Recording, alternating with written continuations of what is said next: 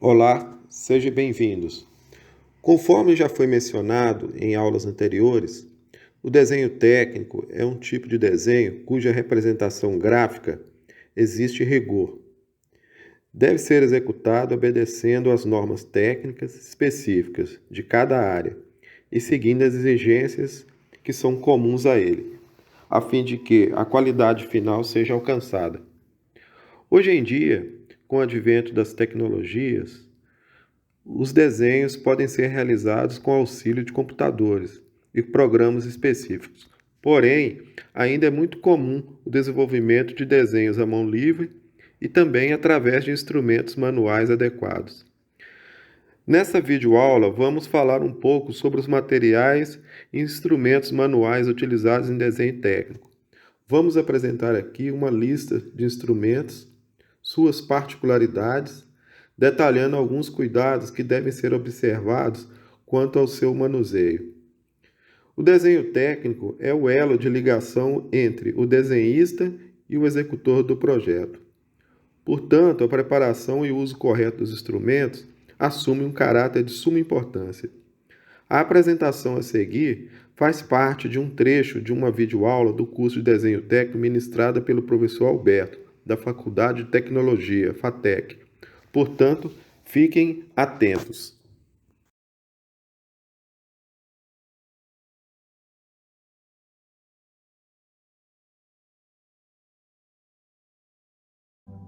Na nossa lista de material, nós temos o elemento principal, que é a prancheta. A prancheta ela pode ser simplesmente uma superfície plana na qual você apoia a sua folha, mas que demanda de alguns cuidados. Por exemplo, a limpeza é muito importante, a planicidade da prancheta é muito importante.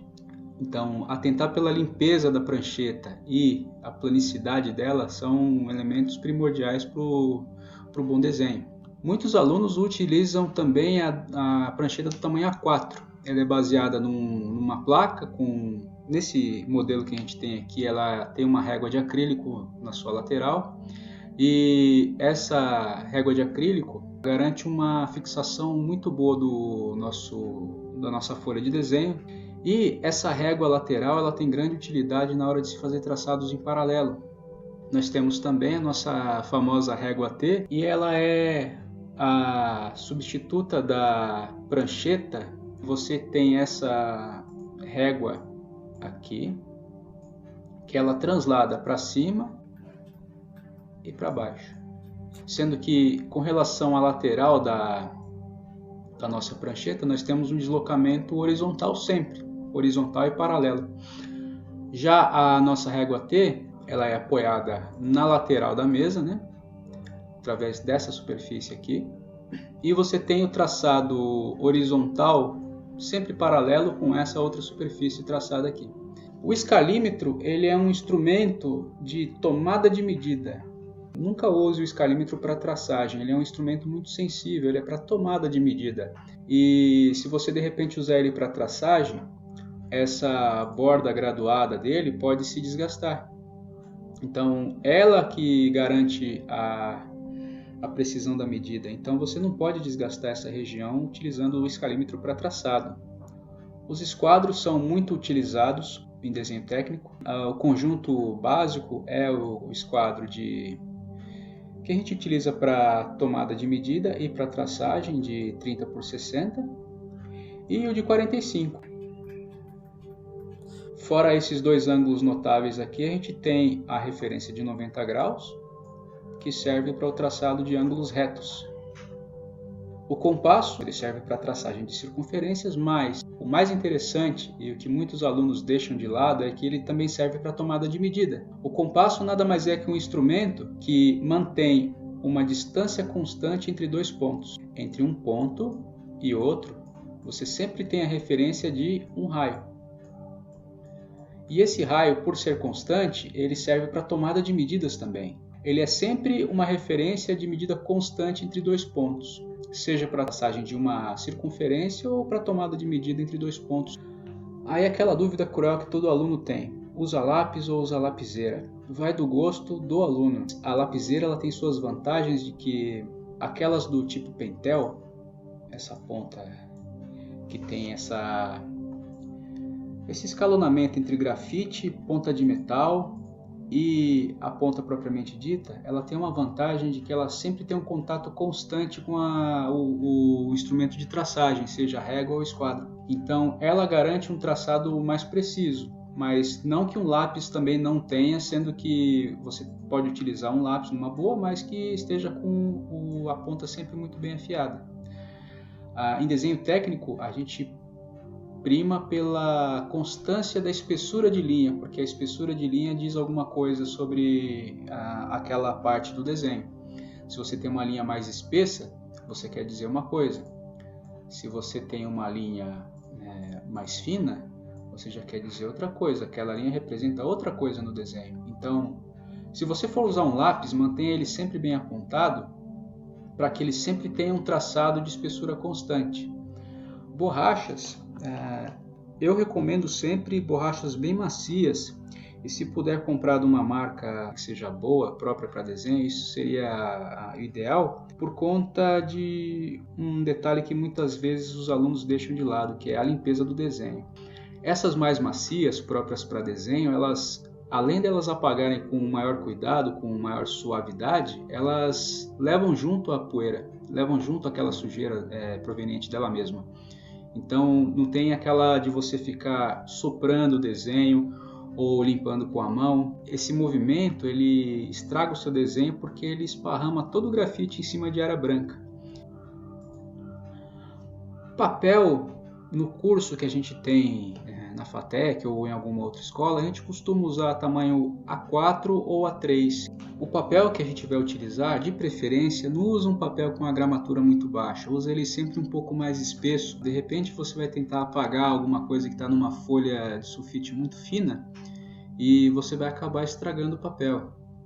O ideal é você usar uma gramatura um pouco maior para poder garantir uma firmeza de papel, é uma recomendação minha, tá?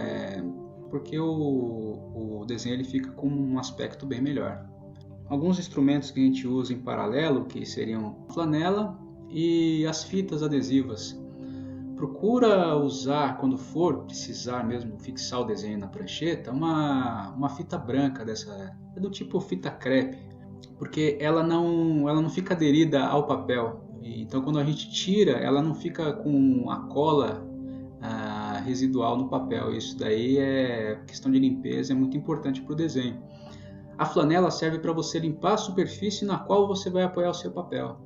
Os gabaritos são importantes para se padronizar o desenho. Nesse exemplo que a gente tem o do meio, nós temos alguns elementos que são muito desenhados em engenharia civil, pessoal que faz edificações, que já tem o lavabo, o sanitáriozinho já desenhado, o mictório, porque a partir daqui você consegue desenhar, você não precisa traçar do zero.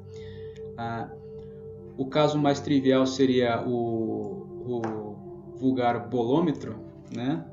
Que são os gabaritos de circunferência já padronizados, porque você vai notar ao longo do curso que se você for precisar traçar uma circunferência muito pequenininha no seu desenho, para algum furo de parafuso, esses desenhos eles não vão ficar legais se você utilizar o compasso. O compasso ele é muito difícil até para iniciantes, quando vão fazer alguma circunferência de raio avantajado, eles têm alguma dificuldade para fazer o traçado. Imagina-se para se fazer uma circunferência com um diâmetro pequeno. Para isso a gente usa compassos específicos no tipo bailarina, mas nesse curso a gente não vai precisar utilizar não.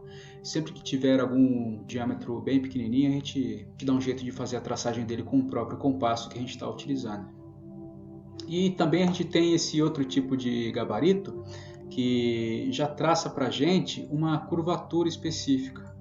Se a gente de repente tem numa peça uma curvatura que não dá para se fazer na mão assim com muita firmeza, ou também para desenho, para quem faz desenho industrial, fazer traçado de embalagem, uma curvatura que não é muito padrão, que não dê para se fazer com o compasso, a gente costuma usar esse tipo de gabarito aqui porque ele já tem a curvatura pronta.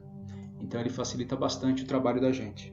E para finalizar, o transferidor, muita gente se baseia nele para fazer a medida de ângulos. Ele também é um instrumento basicamente de tomada de medida, mas se você tiver esse modelo aqui, ele pode ser utilizado para traçagem sem problema. Nos exercícios que a gente faz em sala, eu não costumo pedir para se fazer nem traçagem nem tomada de medida com o nosso transferidor, porque a gente vai fazer as somas de ângulos, as traçagens de ângulos, tomada de medida a gente vai tentar fazer por compasso.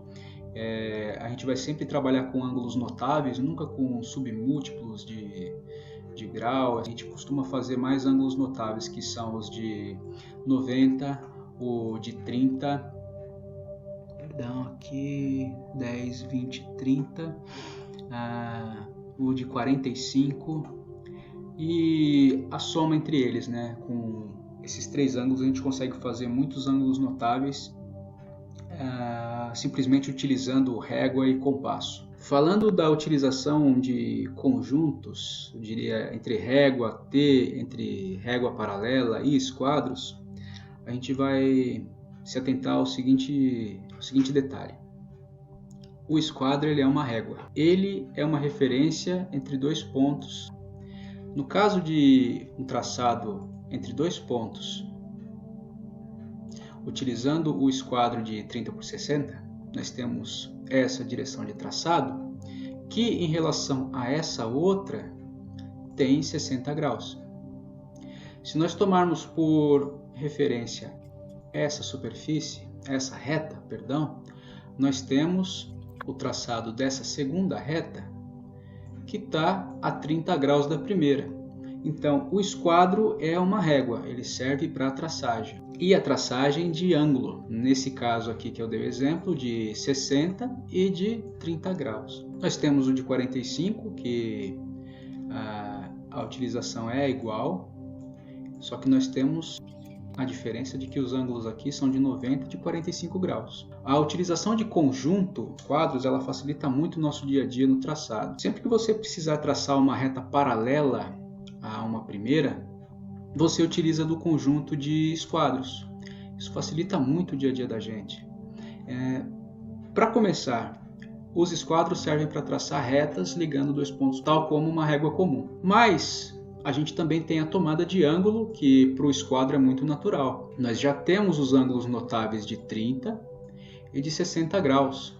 Então a gente não precisa usar o transferidor para fazer essa medida, para fazer eventualmente até a tomada de medida. A gente pode usar o próprio esquadro para saber se ali tem 60 ou se ali tem 30 graus.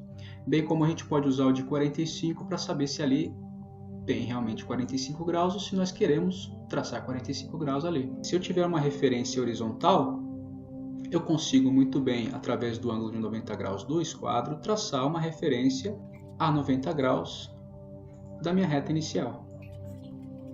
Então eu já tenho um ângulo de 90 graus aqui e já tenho uma régua, que é a própria lateral do esquadro, a 90 graus da minha reta inicial, que nesse caso está em vermelho. E o mais importante de tudo, o traçado de retas paralelas utilizando o par de esquadros. Esse é um movimento básico que serve para 90% dos nossos traçados de retas paralelas. A gente consegue fazer a partir de um esquadro de 45 graus. Nesse caso, traçando através da hipotenusa dele a primeira reta, fazer o deslocamento desse primeiro esquadro em relação ao segundo. Eu apoio esse esquadro e movimento esse esquadro. Movimentando esses esquadros, um em relação ao outro, eu consigo traçar paralelas. E isso aqui é um movimento muito útil para a gente no nosso dia a dia, certo? Eu sempre consigo uma reta paralela utilizando o movimento relativo entre um esquadro e outro. Nós também conseguimos traçar através de um movimento simples um par de retas concorrentes a 90 graus uma da outra. Isso quer dizer o quê? Apoiando esse meu primeiro esquadro de 30 por 60 e utilizando o meu outro esquadro de 45 graus, eu faço o traçado de uma reta vertical e através de um simples tombamento do meu esquadro de 45 graus, eu consigo fazer a segunda reta, tendo a primeira, eu consigo fazer a segunda reta a 90 graus da primeira. Então, eu consigo traçar duas retas concorrentes a 90 graus uma da outra simplesmente utilizando um tombamento de esquadro, sendo que esse segundo esquadro de 45 está apoiado no primeiro de 30 por 60. Para finalizar a aula de hoje, nós vamos falar sobre recomendações gerais. O material tem que estar sempre limpo. Cuidado com o estojo que acumula a sujeira do apontador ou do grafite. Sempre tenta trabalhar com o material mais limpo possível, porque isso vai cair no seu desenho. A mesa ela tem que estar sempre livre, o mais livre possível para se poder fazer movimentações. Usa o escalímetro para marcar a medida. Tenta não usar ele para traçagem. Ele é um elemento muito nobre de tomada de medida, então a gente não pode ficar desgastando ele com traçagem. Você tira toda aquela graduação que ele tem e nunca apoie objetos sobre o desenho que possam danificar ou sujar. Por exemplo, se você usa lápis, procura não deixar o apontador em cima do desenho e acaba sujando o seu desenho se você vier de repente a querer limpar o desenho com a própria mão, empurrando a sujeira. Esse movimento também não é muito recomendado e também não é recomendado você soprar o desenho. Ficamos por aqui, espero que vocês tenham aproveitado a aula. Agora que você aprendeu sobre os principais instrumentos manuais utilizados em desenho técnico, espero que esteja pronto para começar a praticar. Lembrando que tanto o uso correto como também o cuidado com seus instrumentos também são importantes e vão contribuir para um melhor desempenho. A palavra de ordem aqui é organização e capricho. Portanto, cuide do seu material, mantenha-o organizado e muito obrigado pela sua participação e até a próxima aula.